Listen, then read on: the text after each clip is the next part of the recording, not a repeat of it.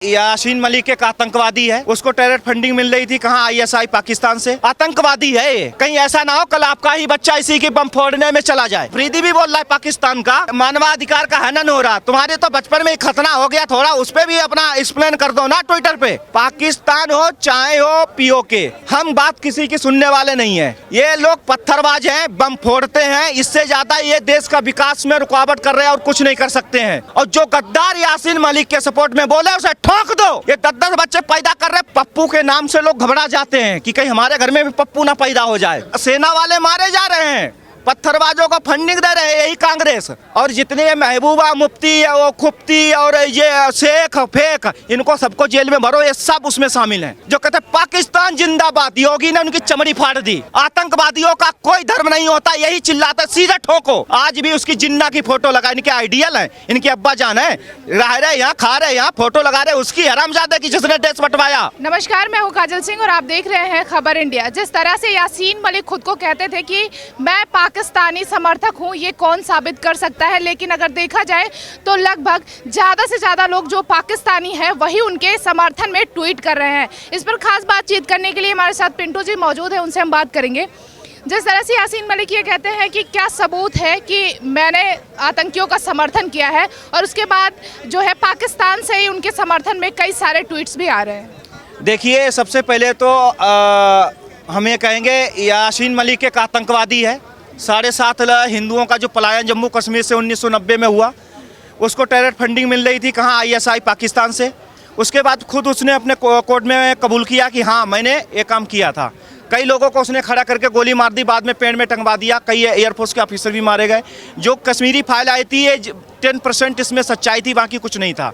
जो सच्ची घटना है वो आज भी अलग अलग 28 राज्यों में लोग जो पड़े हुए हैं, और कुछ जंतर मंतर पे भी आते हैं। 19 जनवरी को इनका मनाया जाता है, जिस दिन इन्हें भगाए गए थे। यासीन मलिक को फांसी से नीचे इस देश के हिंदू बर्दाश्त नहीं करेंगे। और ये जज साहब भी कान खोल के सुन ले, धमकी नहीं है, ये प्यार से समझाना है, क्योंकि टैक्स हम लोग देते हैं। पत्थर चलाने वाले आपको टैक्स नहीं देते हैं, ना फंडिंग बांटने वाले टैक्स देते हैं, ना हिंदुओं को ऊपर गोली चलाने वाले, बम फोड़ने वाले टैक्स देते हैं। टैक्स हम लोग देते हैं, तो फैसला बहुत सोच समझ के किया जाए। आतंकवादी है ये, कहीं ऐसा ना हो कल आपका ही बच्चा इसी की बम फोड़ने में चला जाए। लेकिन कुछ दिन पहले, कुछ साल पहले जो है यासीन मलिक से पूर्व प्रधानमंत्री ने हाथ भी मिलाया, गले लगाया, और कई टीवी चैनल्स पे उन्होंने इंटरव्यू भी किया है, उनको अपने आप मंच दिया है। देखिए, वो आतंकवादी पार्टी की फंडिंग आ रही थी, और कांग्रेस आज तक, सुब्रमण्यम स्वामी ने ये बिल पेश किया था लोकसभा में, राज्यसभा में, कि आप एंटोनियो माइनो ये बताओ आपकी हिस्ट्री क्या है। वो ब्रिटेन तक गए, पूरी जांच की, तो इनका संबंध डायरेक्ट है, खुद आतंकवादी पार्टी है। और इन्होंने जिस तरीके से हिंदुओं के खिलाफ संविधान में धड़ाधड़ संशोधन किए, अनुच्छेद 30-30A, समझ रहे ना, मठ मंदिरों पे टैक्स, मस्जिद पादरियों पे फादरियों पे कोई टैक्स नहीं।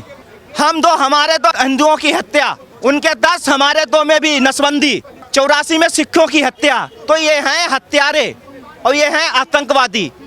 जम्मू कश्मीर में 1990 पूरी कांग्रेस की थी। आज अभी एकदम कोई मुद्दा एकदम नहीं तैयार होता, बहुत 2 साल से बराबर चल रहा था। लेकिन उन्हें जब पूरा मौका मिला, मोहम्मद मुफ्ती सईद जब गृह मंत्री बना, तब उसकी घर में ही बिटिया अपनी छिपा के बोल दिया, आतंकवादी छिपा दिया कि भाई ये यहाँ तो उन्होंने इनके बदले में आतंकवादी मांगे हैं।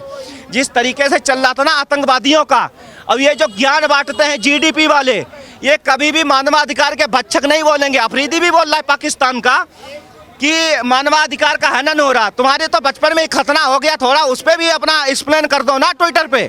पाकिस्तान हो चाहे हो पीओके, हम बात किसी की सुनने वाले नहीं है।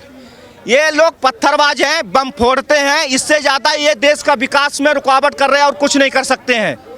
और जो चल रहा है कोर्ट में, जज साहब ऑर्डर कर रहे हैं ना, जज साहब ऐसा मत करियो साहब, तुम कहीं 2 करोड़ 3 करोड़ का केस में बिक जाओ, क्योंकि सबसे ज़्यादा वहाँ बोली लगती है। जैसे सब्जी मंडी में इतने प्याज इतने, आम इतने, टमाटर इतने, उठा लो बोरी।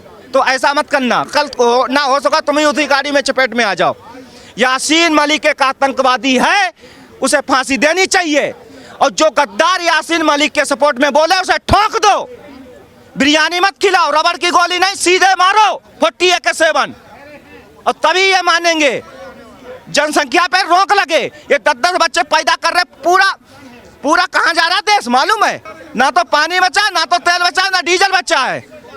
ये देश को जिस तरीके से गुमराह कर रहे हैं ना, यहाँ महंगाई बढ़ रही है, बेरोजगारी बढ़ रही है। अब इनके हरामजादों के मुंह नहीं एक बार फटता है कि जनसंख्या पे भी रोक लगा दो।